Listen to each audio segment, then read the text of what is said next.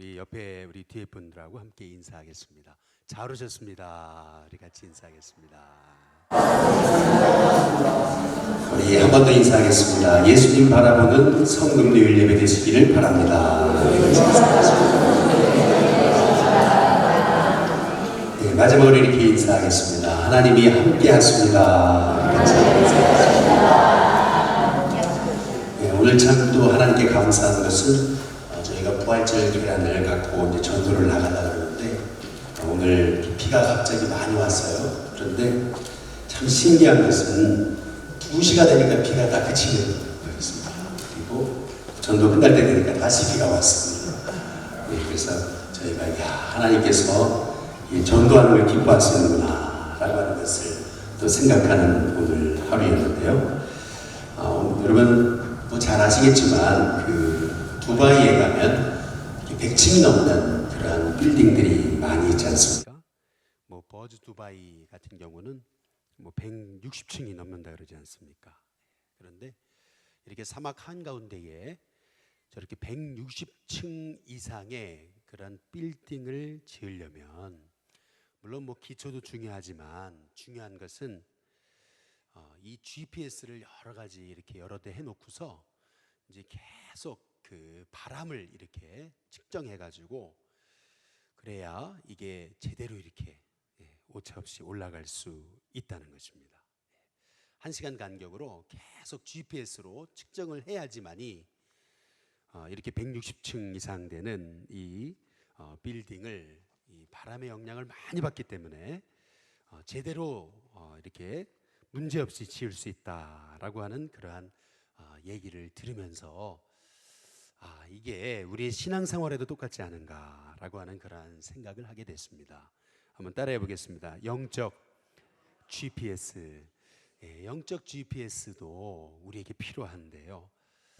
우리가 정말 여기 160층짜리 빌딩처럼 큰 빌딩이 위대한 인생이 되려면 그러면은 이렇게 끊임없이 우리는 하나님의 음성을 쫓아서 나아가는 인생이 되어야 된다는 것입니다. 그래서 인류 인생과 삼류 인생의 차이가 있다라고 한다면 결국 인류 인생은 끊임없이 그 하나님께로부터 영적인 음성을 쫓아 살아가는 인생이 아닐까라고 하는 그런 생각을 갖게 되는 것이죠. 성 어거스틴의 경우 삼류 인생을 살 때는 하나님의 음성하고는 거리가 있었습니다. 그러다가 하루는 정원에서 아이들이 담 넘어 톨레레게라고 하는 그런 소리를 노래하는 소리를 듣지 않습니까? 근데 그게 하나님의 음성으로 들렸어요. 톨레레게 이게 뭐냐면 집어들어서 읽어라 라고 하는 그런 소리였는데요. 집어들어서 읽어라. 옆을 보니까 성경책이 있었다 그러잖아요. 그래서 성경책을 집어서 들어 읽어라. 그래서 딱 펴서 읽었던 말씀이 로마서 13장 13절 말씀. 술 취하지 말며 음란하거나 호색하지 말며 다투거나 시기하지 말아라 하셨던 자기에게 딱 맞는 그런 하나님의 말씀을 하나님이 집어들어서 읽어라 하신 말씀 읽었는데 그게 자기의 가슴에 정확하게 꽂힌 거죠. 그래서 결국 이 어거스틴은 그때 그 시점으로부터 해서 인생이 완전히 뒤바뀌는 삶을 살지 않습니까? 마찬가지로 우리가 오늘 성금요일을 보내고 있습니다.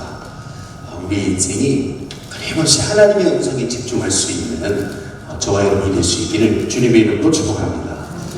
저는 여러분과 함께 오늘 이 저녁에 한번 따라해 보시죠. 예수님의 생애에 관한 말씀을 마가복음을 통해서 3가지만 같이 우리가 나누고자 하는데요.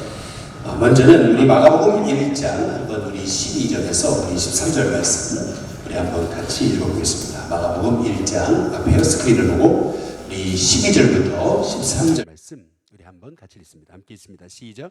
성령이 곧 예수를 어디로요?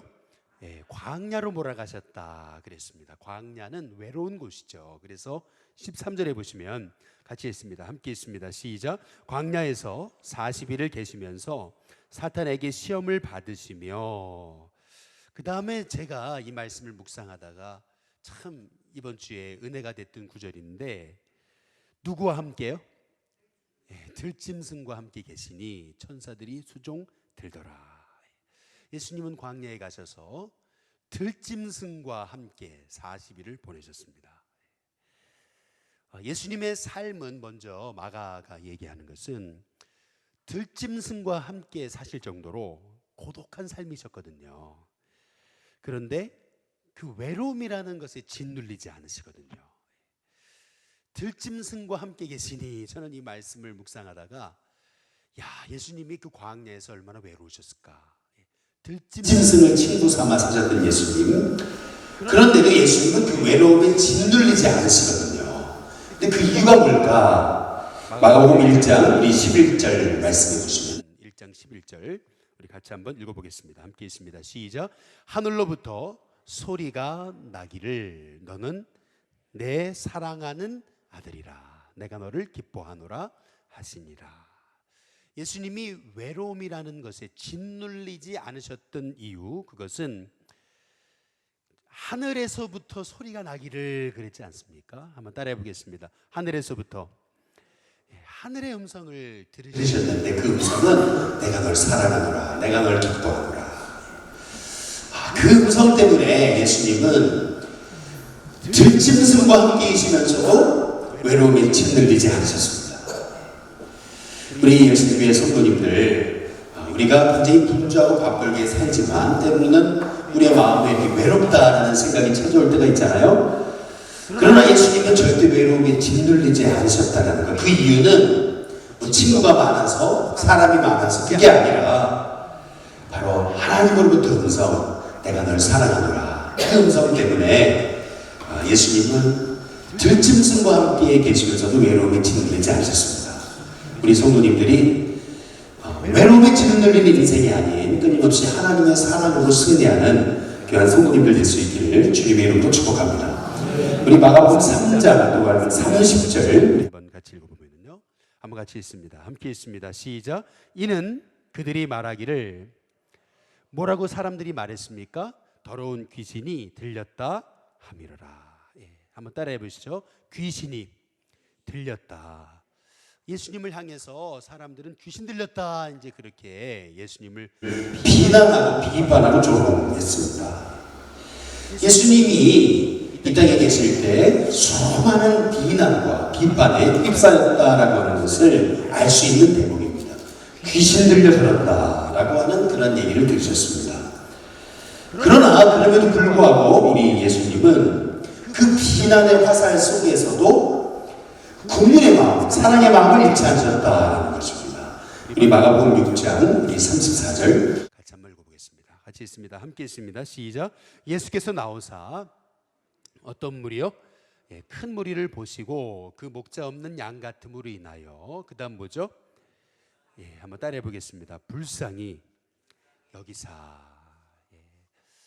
여러분, 예수님은 수많은 비판과 비난에 휩싸이셨지만, 그러나 긍휼의 마음, 영혼 사랑의 마음을 잃어버리지 않으셨다. 저는 이것이 한 주간 마가복음을 묵상하면서 제가 받은 은혜입니다. 이게 예수님의 생애가 아닐까라는 생각이 드는 것입니다. 마가복음 8장 2절 말씀 같이 한번 우리 읽어보겠습니다. 함께 있습니다. 시작. 내가 무리를 어떻게 하신다고요? 불쌍히 여기노라. 저는 이 말씀 하나만 해도 제 마음이 하나님의 은혜로 충만했습니다. 내가 무리를 불쌍히 여기노라. 무리들을 바라보시면서 예수님은 비난과 비판과 조롱에 집중하신 게 아니라, 귀신 들렸다라고 하는 그 말에 집중하신 것이 아니라, 오히려 그 영혼을 바라보면서 비난의 화살 속에서도 예수님은 무리를 불쌍히 여기셨던 것이 제게는 참 큰 은혜였습니다. 여기 보면 다시 한번 읽어보겠습니다. 마가복음 8장 2절 다시 함께 있습니다. 시작. 내가 무리를 불쌍히 여기노라. 그들이 나와 함께 있은지 이미 사흘이나 지났으나 그다음 뭐죠? 먹을 것이 없도다. 예수님의 기적의 출발점은 내가 뭔가 보여주겠다 하시던 그러한 생각에서 예수님은 기적을 베푸신 게 아니었다는 것을 알 수 있습니다. 예수님이 기적을 행하신 출발점은 영혼을 향해서 가셨던 그 국민의 마음이 있었던 것을 우리가 살펴볼 수 있는 것이죠. 그래서 여기 마가복음 8장 2절에 그 유명한 칠명여 사건으로 4,000명을 먹이시는 놀라운 기적을 베푸시는 것을 볼 수가 있는데요. 예수님은 수많은 비판과 비난 속에서도 영혼을 향한 국민의 마음을 잃어버리지 않으셨던, 사랑의 마음을 잃어버리지 않으셨던 그 예수님의 모습이 저와 여러분에게 있는 동일한 그 마음이 될 수 있기를 주님의 이름으로 축복합니다. 마지막으로 마가복음 2장 2절 보시면 마가복음 2장 2절입니다. 함께 읽겠습니다. 같이 읽습니다. 시작. 많은 사람이 모여서 문 앞까지도 들어설 자리가 없게 되었는데 예수께서 그들에게 도를 말씀하시더니, 오늘 여기 말씀해 보시면 예수님의 생애는 수많은 사람들이 예수님의 기적을 보고 환호하는 삶이셨습니다. 얼마나 많은 사람들이 모였든지 문 앞까지도 들어갈 수 없을 정도로 수많은 사람들이 예수님께 그 기적 앞에서 환호하는 모습을 볼 수 있습니다. 그런데 예수님의 생애를 통해서 우리가 깨닫게 되는 것은 수많은 사람들의 그 환호 소리 때문에 예수님은 사명을 잃어버리지 않았습니다. 오히려 수많은 사람들의 환호를 뒤로 한 채 예수님은 이 땅에 오신 목적, 다시 말하면 하나님의 꿈, 십자가의 길을 걸어가셨던 것을 볼 수가 있습니다. 우리 마가복음 14장 우리 36절 같이 한번 보겠습니다. 함께 읽습니다. 시작. 이르시되 아빠 아버지여, 아버지께는 모든 것이 가능하오니 이 잔을 내게서 옮기시옵소서. 그러나 나의 원대로 마옵시고 아버지의 원대로 하옵소서 하시고. 결국 그 십자가는 예수님도 원하시던 길은 아니셨는데, 그러나 결국 하나님의 꿈을 이루시고자 수많은 사람들의 환호와 그 인기를 뒤로 한 채 예수님은 가장 외로운 길을, 십자가의 길을 가시지 않습니까? 예수님은 그 수많은 사람들의 환호에도 불구하고 끝까지 하나님이 계획하신 목적에 집중하셨다라고 하는 것을 우리가 알 수가 있습니다. 저와 여러분도 우리가 이 땅을 살아가지만 하나님이 여러분에게 계획하신 그 하나님의 계획, 하나님의 목적, 그 사명, 꿈, 비전을 잃어버리지 않고 끝까지 하나님이 기뻐하시는 삶을 살아갈 수 있는 귀한 성도님들 될 수 있기를 주님의 이름으로 축복합니다. 이 말씀만 드리고 마치겠습니다. 전에 한번 말씀드린 기억이 납니다. 조소환 우리 회장이고요. 이분이 그 애경그룹에 들어갔을 때는 애경그룹을 완전히 정말 우리나라에 굉장히 영향력 있는 그룹으로 만듭니다. 수많은 히트 상품을 만들면서 뭐 하나로 치약이라든지 2080 치약이라든지 히트 상품을 만들어내면서 이분이 들어가는 자리마다 복된 자리가 됩니다. 또 KTF의 부사장이 됐을 때는 쇼를 개발하면서 그러면서 이 기업을 정말 굉장히 복된 기업으로 일으킨 그러한 우리 한국 사회에 굉장히 영향력 있는 그러한 그 기업인인데요. 그런데 이분이 원래 이렇게 대단히 그렇게 좋은 집안에서 좋은 환경에서 이러한 영향력 있는 인물이 된 것은 아니라는 것입니다. 23살 나이에 육군 소위로 임관했다가 수류탄 사고로 오른손을 잃습니다. 그리고 이제 병원에 누워 있는데 사귀던 여자가 찾아온 거죠. 그때 어렵게 이제 그 여자친구에게 묻습니다. 아직도 날 사랑하냐고.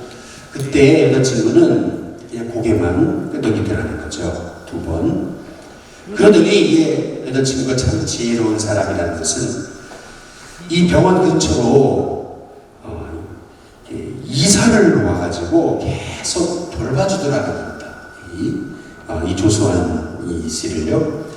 근데 하루는 아빠가 와가지고 손을 끌어당기면서 이 여자친구의 손을 끌어당기면서 뭐라고 했냐면은 저놈의 아내 할래 아니면은 내 딸 할래 선택해라 그러면서 너 왜 이렇게 사는 거냐고 그러면서 데리고 가려고 그러는데 참 이 아내가 참 지혜로운 사람이에요. 그 상황에서 침착하게 아버지한테 그런 말을 하더라는 거죠.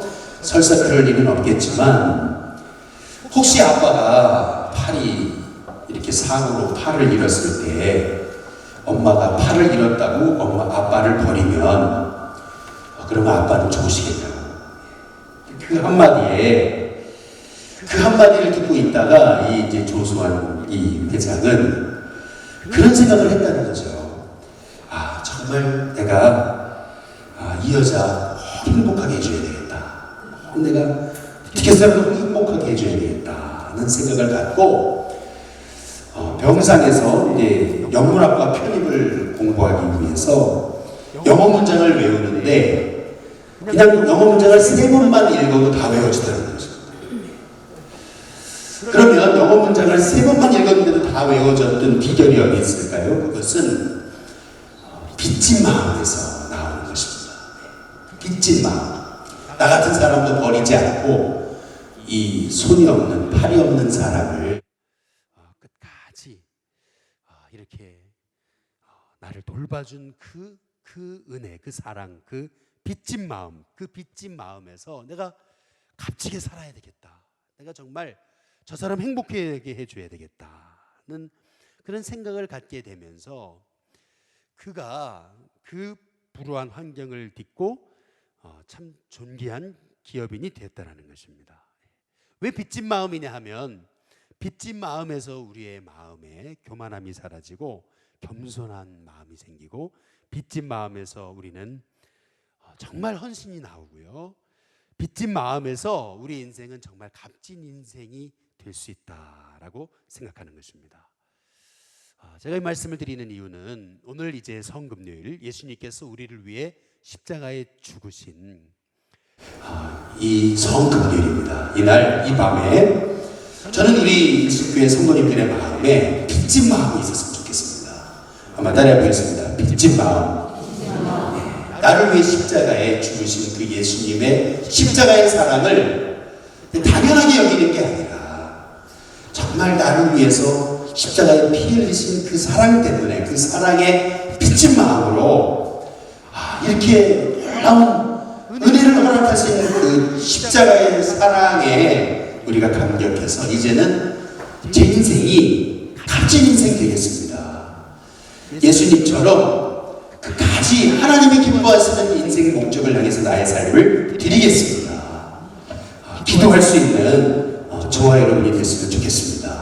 오늘 이 밤에 저와 여러분의 마음에 성찰을 받으면서 제 마음에 십자가를 당연하게 여기지 않고 예수님의 십자가의 피를 당연하게 여기지 않고 제 마음에 빚진 마음으로 살게 하옵소서. 기도하는 마음으로 성찰을 받는 저와 여러분이 될 수 있기를 주님의 이름으로 축복합니다.